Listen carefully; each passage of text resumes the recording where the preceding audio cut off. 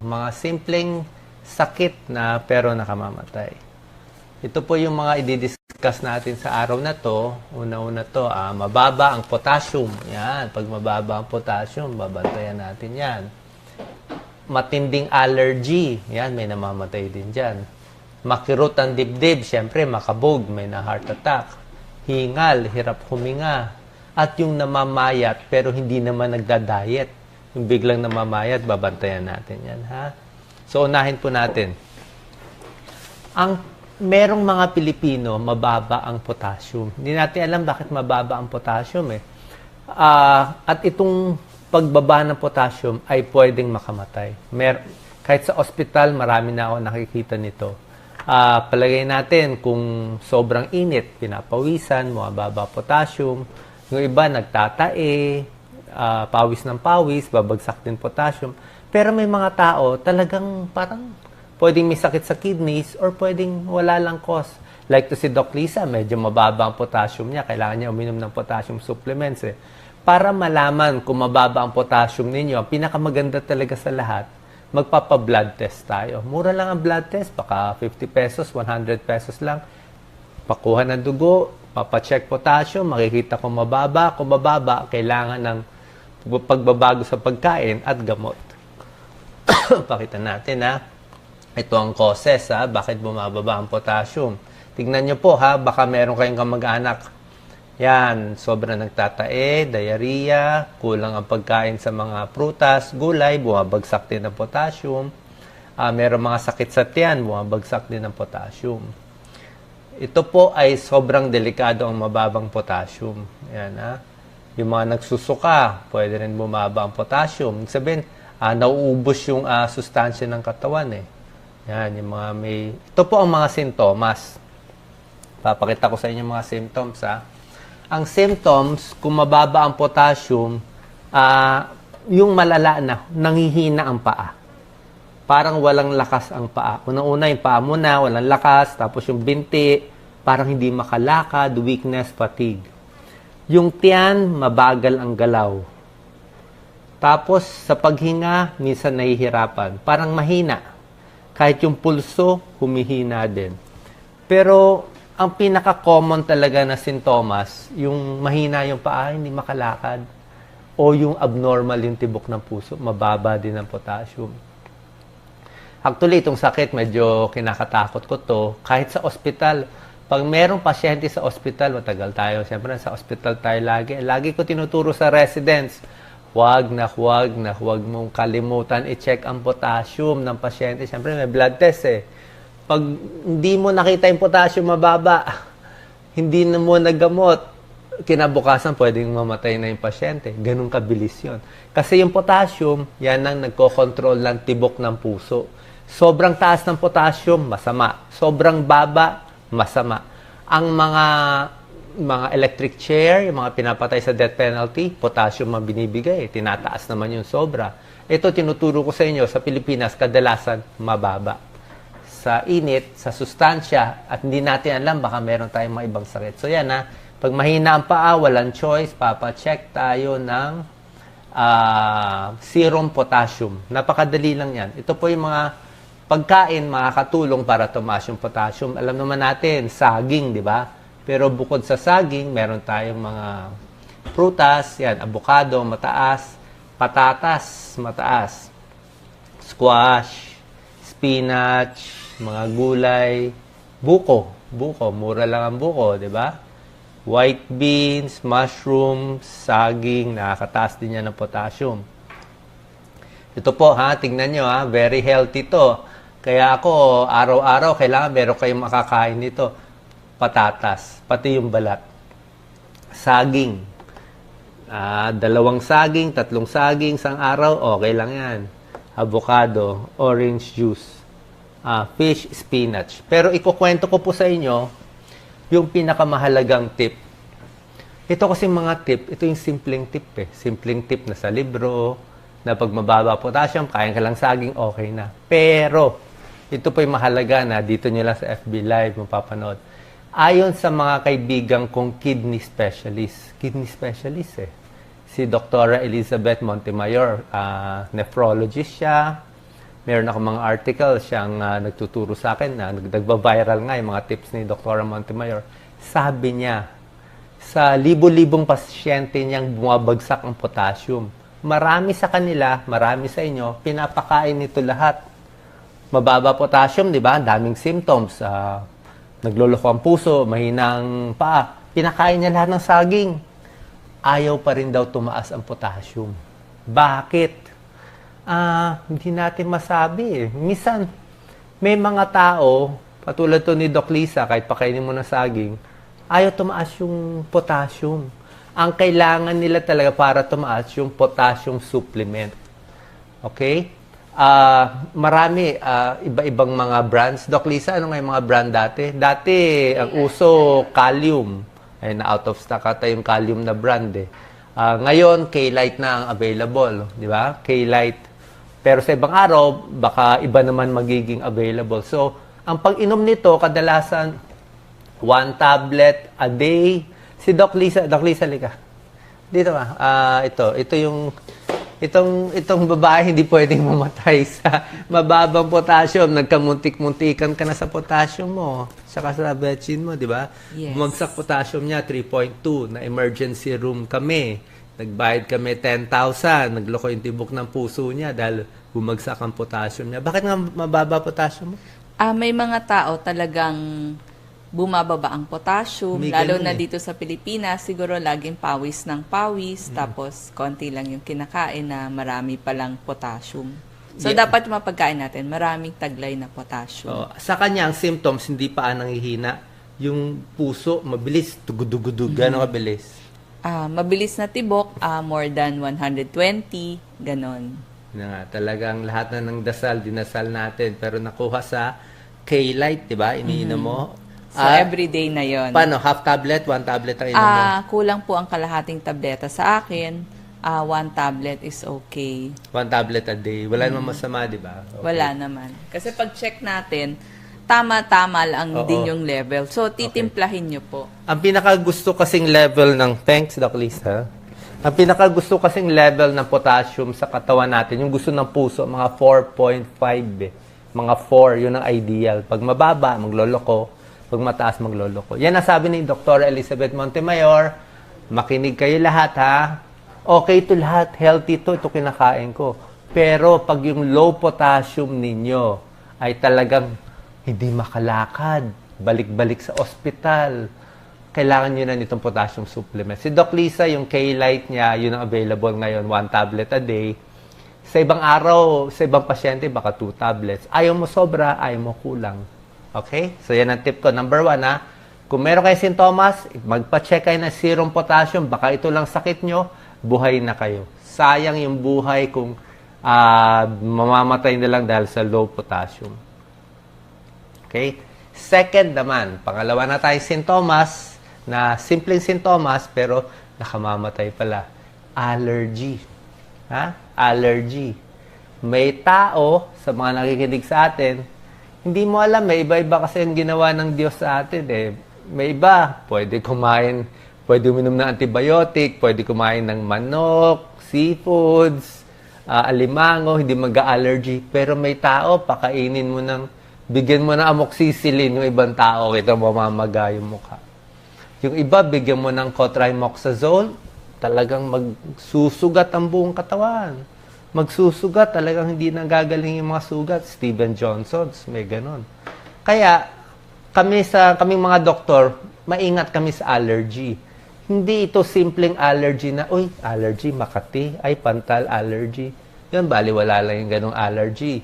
Inuman mo lang ng loratadine, inom ka lang maraming tubig, okay na yung ganong allergy. Itong iba, anaphylaxis eh. Ibig sabihin, matinding allergy.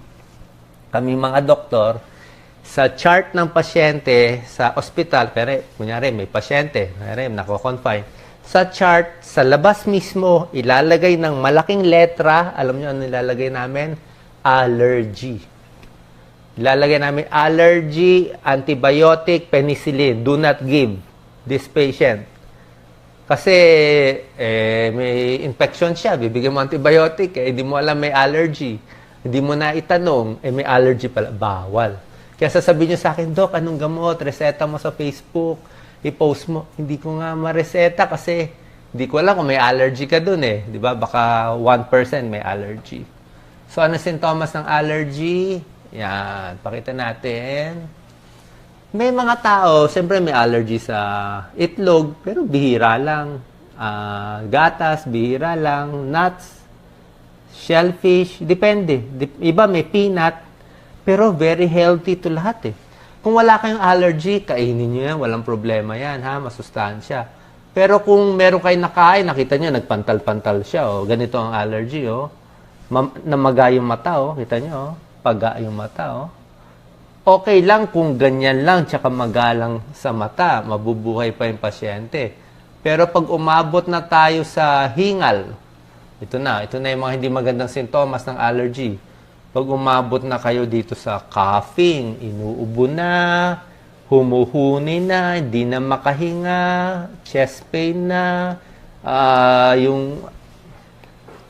alam niyo naman yung masikip yung paghinga, di ba? Yung masikip, yung may tunog eh. Parang sabi nga nila, parang humihinga ka sa straw eh. Pag hirap na, matindi allergy, dadalhin sa ospital. Merong emergency na binibigay na gamot. Ha? Kaya kung ano man ang allergy ninyo, isipin nyo sa antibiotic, sa gamot, sa pagkain, dapat alam nyo na yan. Bakit kayo nagkaroon yan? Yan ang gawa ng Diyos sa atin eh. Iba-ibang talent. Yung iba sobrang talento, yung iba nabigyan ng allergy. Iba-iba po. Okay? So, pag sa hospital, binibigyan ng epinephrine shots, adrenaline shots. Ha? So, tandaan nyo ha, ang gusto ko, number 1 kanina, potassium nyo, kailangan normal. Ako, so far, normal naman. Si Doc Lisa, alam ko na mababa, kaya babantayan natin yan lagi. Kayo, ipacheck po serum potassium. Next, kung may allergy or wala. Ako, ang allergy ko, Doc Lisa, sa mga sunblock. Pag makapal yung sunblock, namumula ako. O yung pag uminom ako na isang minsan, kung antibiotic tapos walang laman ng tiyan, masyado matapang, medyo parang nangangati din. So isipin nyo, kung kayo ay may ganung allergy, iwas na kayo, ha? Okay. Ito, pangatlong sintomas, kala mo simpleng sintomas, pero nakamamatay pala. 4 lang itong ituturo ko. Ito na number 3. Okay? Ito, masakit sa dibdib. Ito talaga pinaka-common. Number 1 cause of death sa Pilipinas ay heart attack. Sobra kasi common, binabaliwala natin. Sa araw, 250 ang namamatay. Pero mo, 250 na Pilipino or more namamatay bawat araw sa heart attack kumpara sa mga ibang sakit. Bakit mahirap siya gamutin? Eh, yung sintomas niya kakaiba eh. Hindi laging masakit ng dibdib eh. Kita niyo sa babae. Oh. Ito yung common. Yan, masakit ng dibdib, parang may nakadagan. Yan, alam mo, heart attack. Yan. Pero yung iba naman, patusok-tusok lang. Oh, heart attack na rin pala yan. Ito po, tandaan nyo to. Hindi to magandang sintomas. Pinapawisan ng malamig. Tingnan mo yan. Ako nakaramdam na ng ganito eh. Yung mga na heart attack, bago sila ma-heart attack, 1 day before, 1 month before, parang iba yung pakiramdam eh. Parang pawisan, cold and clammy ang tawag namin dyan sa medical term. Malamig ang kamay, basa at parang walang dugo eh. Parang walang dugo. Alam mo anong cause nun? Mahina ang tibok ng puso. Hindi na bibigyan ng dugo ang buong katawan. Kaya kumukonti ang daloy. Kaya nagbabasa. Although, pag may nervyos kayo, may panic attack, pwede rin naman magkaroon ng ganitong sintomas. Wala naman kayong sakit sa puso. Pero hindi mo masabi. Lalo na ngayon sa Pilipinas. Ito pa, biglang nahihilo. Lightheaded, biglang nahilo lang siya. Pwedeng heart attack na yan. Nasusuka. Nasusuka. Fatigue, biglang napapagod. At ito, hindi makahinga. Yan ang mga symptoms natin ng heart attack. Okay? Ang first aid natin, ngayon siguro ituro ko sa inyo, no? Paano nyo malalaman kung heart attack or ulcer lang? Yan naman ang problema ng lahat sa atin, di ba? Ang dami sa ating may ulcer, di ba? Ang daming may GERD, gastroesophageal reflux. Ang daming mahapdiyang sikmura. Sabi mo, okay lang yan, okay lang. Paano mo malalaman kung gutom ka lang ba o heart attack na at kailangan na dalhin sa ospital? O, tuturo ko sa inyo yung dalawang symptoms, ha? Siguro unahin natin yung simple, yung ulcer lang at masakit lang ang sikmura. Pareho kasing dibdib yan, eh. Sa ulcer, syempre, ulcer, mas madali gamutin kumpara sa heart attack. Sa ulcer, ang masakit, banda rito sa may sikmura. Okay? Dito. Sa may buto. Meron tayong buto dito. Pero sa heart attack, ito rin eh. Parehong-pareho din. Parehong lugar. Parehong-parehong lugar. Yung heart attack, hindi talaga sa dibdib sa taas, sa sikmura din. So, parehong lugar, ulcer at heart attack, sinisikmura. Pero sa ulcer, kadalasan, may maasim na lumalabas dito. Kasi ulcer, acid eh. So, may umaakyat na acid dito na maasim, parang malapot na laway. Plus sa ulcer, mula sikmura, aakyat din sa dibdib, aakyat yung acid. Diba? Sa GERD, aakyat din yan. At sa ulcer at yung mga sakit sa tiyan, kadalasan yung nalilipasan ka kumain, pag gutom na gutom, masakit. Tapos pag kumain, minsan nawawala. Yan ang ulcer. Tsaka yung ulcer, matagal. Pwedeng 1 oras, 2 oras, masakit pa rin. Diba? Ganyan ang sintomas ng ulcer. Pangalawa naman, sa heart attack. Sa heart attack, ang timing malalaman nyo. Ang heart attack, sasakit ito or mahihirapan kayo kapag napagod kayo. Kapag napagod ito. Yan. Tingnan nyo ang puso sa heart attack, ha. Yan. Ang dami na heart attack ngayon, eh. Actually, nakakatakot talaga, eh. Yan, yan, yan ang arteries natin, ha. Hindi to normal. Barado yan. Puro mantika kinain. Puro lechon kinain. Puro crispy pata at fried. Nag-ipon-ipon yung mga mantika at sigarilyo. Nagbabara. Okay? So, yan ang nangyayari sa heart attack. Kailan ito sasakit ang puso? Okay? Sasakit itong puso nyo, sasakit yan kapag napagod ka. Napagod ka. Kasi pag napagod, bibilis eh. Kunwari, umakyat ka ng LRT. Yan. Tapos sasakit ang dibdib. Tapos pag nagpahinga, nawawala yung sakit sa dibdib. Lalakad ulit. Pag naglakad ng malayo, napagod, sasakit na naman ang dibdib. Puso yun. 99% puso na yon. Kung may history kayo na smoking, naninigarilyo kayo, may high blood, may diabetes, medyo above 30, 40 years old, malamang puso na rin yon. Diba? Kasi may risk factor na eh.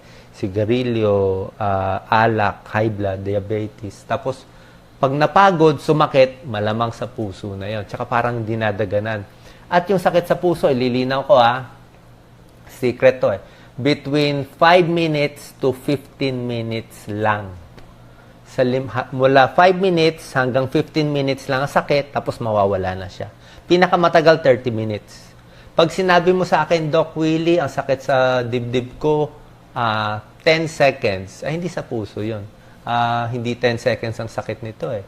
Doc Willie, ang sakit sa dibdib ko, 3 oras. Ay, hindi na rin sa puso yun. Baka nag-away kayo ng boyfriend nyo, ibang problema na yun. Muscle pain na yun. Muscle pain. Pag ginagalaw ito, sumasakit ang dibdib, muscle pain yun. Ito, yan, ginagalaw. Galawin nyo. O, sumakit eh. Buto yun, sa muscle yun. Isa pa, ihawakan nyo. Saan masakit? Ituro mo. Kung may ituturo nyo na isang daliri, dito, Doc, masakit. Itong buto masakit.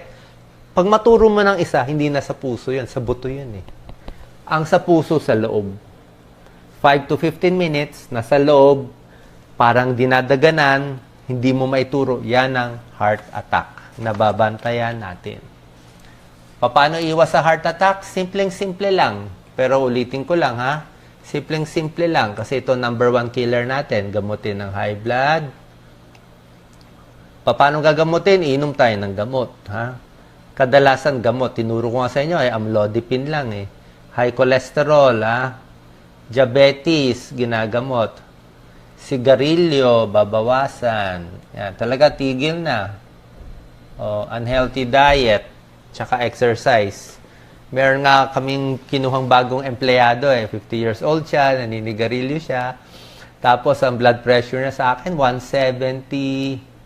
Alam ba blood pressure, Doc Lisa? Parang 170, 100. Sabi ko, tatrabaho ka sa akin, 170, 100. Naninigarilyo ka. Alam nyo na, doktor kami. Binigyan ko lang amlodipine, 5 milligrams.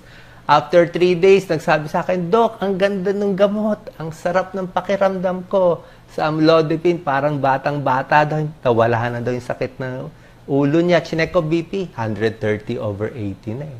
Magic na yung amlodipine eh. Diba? So, maganda yung amlodipine for 97% of patients. Sa inyo, 97% effective siya. Pero may 3% na baka magmanas, baka hindi bagay. Sa umpisa din, medyo sumasakit ang ulo. May mga first 2 days, may ganung nararamdaman. Pero afterwards, gaganda na pakiramdam nyo. Okay? Tapos, yung sa kirot ng dibdib, ito rin ang binabantayan natin. Palpitasyon. Hindi lang masakit ng dibdib, ay palpitasyon. Ito, makabog. Ano, ang bilis ng kabog. ECG yan eh. Ang bilis ng kabog. Ako, meron din akong kabog sa dibdib. Meron akong konting mitral valve prolapse. Nakita namin sa 2D echo. Pag ang kabog nyo ay simpleng kabog lang, hindi naman kayo nahihilo, okay lang siguro. Pero pag nahihilo, pag nawalan ng malay, ito po lahat na nakikinig sa aking mga sa FB Live, kung meron kayong kakilala, kaibigan na nawalan ng malay, loss of consciousness, kailangan talaga pa-check sa doktor. Hindi pwedeng hindi.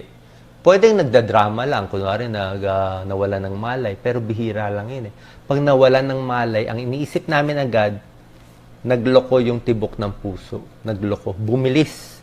At nagkulang ng dugo sa utak, bumagsak siya. Delikado po yun. Kasi pag hindi nagamot, may namamatay. Okay? Tapos, ito po kanina lang kasi galing ako sa isang lecture on basic life support Paano nyo malalaman kung ang isang tao buhay pa o hindi? Actually, hindi yan simple, di ba? Meron kayong aksidente, nakita, nakahiga yung tao. Tulog lang ba siya? Buhay ba siya? Ang iba ang ginagawa, check yung pulso dito, di ba? Iba, check pulso dito. Pwede rin, pero hindi siya 100%. Yung iba, pulso, may pulso din dito. Ako hindi ko chine-check dito Ang number 1 na pulso na chine-check ko, ang pulso sa leeg. Ito, carotid. Pero isa lang ang hahawakan nyo, kaliwa o kanan. Ito po. Itong pulso ang hindi nawawala. Habang buhay ang tao, never nawawala ang pulso sa leeg. Pwede nyo hawakan yan. Pwede nyo hawakan, pero isang kamay lang ang panghahawakan nyo, mga 5 seconds lang yan, yung pulso. Hindi yan nawawala. Pag nawala ang pulso, patay na yung tao. Kasi, yung pulso sa ibang parte, pwede mawala. Ang pulso sa leg, hindi mawawala. Alam nyo bakit? Number 1 ang utak Alam ng katawan, mawala na lahat ng dugo sa ibang. Kaya nga namumuti ang kamay, minsan wala ng dugo, okay lang yan, huwag lang mawawala ng dugo ang ulo. Pag nawala ng dugo ang ulo, collapse, patay yung pasyente. So, carotid, yan ang chine-check natin. Okay? Para malaman. Ngayon, second to the last slide, paano malalaman kung masama yung palpitasyon ninyo? Okay? Siyempre, sasabihin na iba, ipa-check mo, ipa-check sa doktor. Alam naman natin, mahal magpa-check, mahal ang 2D echo, mahal ang Holter. Abutin kayo 3,000, 5,000, papasa Diyos na lang natin. Pero, bago tayo mabot doon, may shortcut ako para sa inyo. Niisip ko yung pang mahirap style Pag ang palpitasyon nyo nandito sa kaliwa, pwedeng hindi magpa-check up. Para sa akin dito, ititipirin natin, pwedeng hindi magpa-check up. Pero pag ang palpitasyon nyo sa red, kailangan magpa-check up. Okay? Dito sa kaliwa. Pakita muna natin yung okay. Ang okay dito, ibig sabihin, normal ECG mo. Tsaka normal ang X-ray mo. Parang X-ray mo, okay naman. ECG mo, okay naman. Tapos, wala kang history. Wala sa pamilya mo na heart attack. Wala kang tatay, kamag-anak na namatay na maaga. Diba? Parang healthy ka naman. Wala ka namang hindi naninigarilyo, Yung x-ray mo, okay naman yung laki ng puso, ECG mo, okay naman. Minsan may pagkabog-kabog lang, tingin namin, maliit ang chance ang mamamatay yung patient pag nandito ka. Low risk eh. Low risk siya. Okay? So, pag nandito kayo, wala tayong budget, sige, di kahit ano muna, ingat-ingat lang. Bawas sa kape, bawas sa stress, bawas sa sobrang pagod. Okay. Ngayon naman, ito yung kailangan magpa-check up na kahit walang pera, wala tayong choice eh. Kasi baka tagilid. Ito may pula.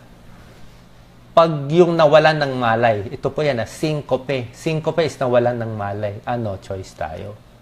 Pag yung puso may sira, heart enlargement, malaki ang puso, hindi na maganda. Malaki na ang puso, mahina ang puso, may kabog pa, ay baka biglang mamatay. Ito po, sudden death to SD.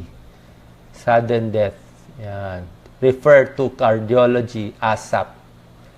ASAP is as soon as possible. O sabi na iba, ASAP, always say a prayer. ASAP din, di ba? Tapos, meron pa ako napakahalagang tip. Napakahalagang tip. Hindi nyo ito maririnig siguro sa iba. Alam ko, sinasabi sa inyo, sino mahilig mag-jogging, mag-running, mag-triathlon? Di ba healthy yan? Healthy. Kaya lang, meron na nakikita ngayon na nababalita, marami-rami na ang namamatay habang nagmamarathon. Sa US, nababalita. Dito sa atin, bawat triathlon dito na event, may isa namamatay, may dalawa namamatay.